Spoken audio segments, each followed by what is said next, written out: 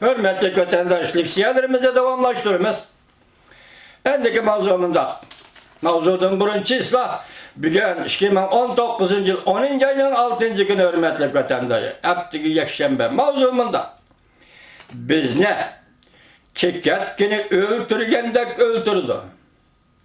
Şanganlıkla koçuda heyvetlik nutuk sözlüdü. Mavzulu haber 10. ayının 6. günü Cungoga nazarı tor biti ilan kılındı.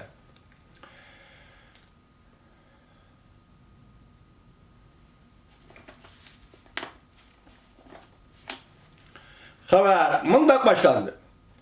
Şangan'da hükümetke karşı namayiş devamlı şuvatkandı. 10. ayının 4. günü Şangan hükümeti niqablı neşne çekleş kanunu ilan kılgan deyken tehana zor, kölemlik namayiş partıldı.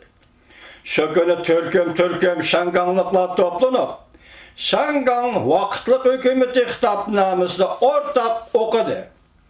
5. günü düştükken zor kölemlik, zor köpçülük şehir ahalisi cezalaştın korkmayın. Ağzı kara maske takıp tümlü bende namayiş kıldı. Ve şehir halkıga eti namayiş çıkışını çakırık kıldı. Şundaklı tor bitide bir parça tor film peyda bol. Bir nefer Şanganlık namayişçi filmdi köy istilişi. Koçuda köy istilişi. Koçuda notuk sözdavat attı. O gazap bilen sakçılığa kartıp sen bizni çeketkini öldürgendek öldürmekçi dedi. Hem de yığlap durup biz ahiri erkillik'e erişemez dedi. Germaniya matbuatları muhbirleri ma haberlerini anlap koyunlar cuma. Universal matbuatlamında haber kıldı. Cungo Kompartiyası devlet kurgan külle idi. Şangan'ın köplügen caylarında namayişçiler bilen sakçılar oturuşunda konuş hizmet. Bir nefer otur mektep okuvcusu arlıktın, yakın arlıktın ok attı sakçı. 4. günü keçti sakçılar 14 nefer, 14 yaşlık bir nefer okuvcusu ok atıp bütüne yaralandırdı. Şangan'da tokunaş özlüksüz örlevatkandı. Tor bitidi filmde dastan karakterlik nutuk sözleş peyda bol. Bir minutluk bu filmde bir nefer oğul sakçılağı gazap bilen dolavat attı. Sen bizni çeketkini öldürgendek öldürmekçe belki Hitler Yahudilarını öldürüştün avval ulanı şunda hakaret kılgan idi. Sen bugün bizni Şanganlıkla hakaret kılıvatsa, bugün Şanganlı 101 vatkını başka bir şekilde nat ses laça irki tazalaş şarkısıdır.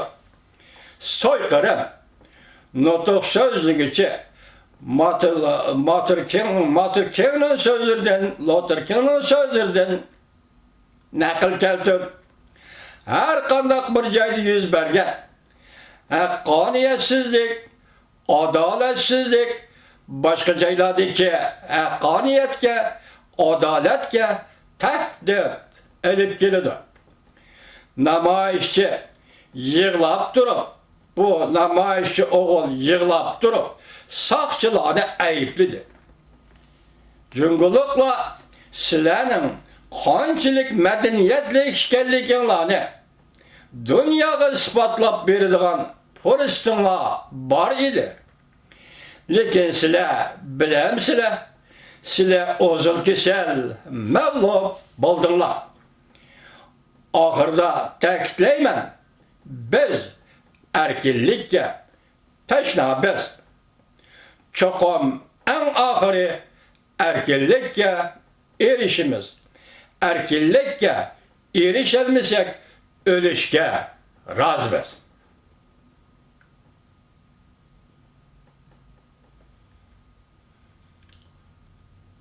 Çünkü Şangan bu. Çünkü Şangan bu toprak kahramanların vatanidir. biz batırlarca algı ilgirleyimiz. Yana bir haber. Şangan halkı niqablını işleyecekleş kanununa karşı 3 milyon kişilik namayiş kılışka çakırık kıldı. Mavzulu haber 10. ayının 6. günü Cumhur'a nazar tor bitidi ilan kılın. Şangan'da çekleş kanunu ilan kılıngandan keyin Şangan'ın her qaysı joylarda zor kölemlik namayiş partlap çıktı. 5. günü düştün keyin hiç nimeden korkmaydigan Şanganlar tor betleri çakırık kılıp 10. ayının 6. günü Victoria Balçı'da körüşeyli dedi. Çakırık kıldı. 6. günü 3 milyon kişi namayiş kılımız dedi. Çakırık kıldı. Namayişçiler mında şuar toğladı. Niqablı neş, maske tartış, cinayet emez. 5 talepten birisi kem bolsa bolmaydı. Şangan'ı kaytırıp alımız. Bu inkılap, devir inkılabı bu. 6. günün namayiş başlandığı vakit düştün keyin saat 2 kılıp belgilendi. Hükümetke karıştırmaz. Şanganlı. Kucaklaşmay durup, körüşmey durup ayrılmayız. Bana bu bugün Şangan kasem kılgandek vatandaşlar. Yukarılı şeylerini anlattım ben de.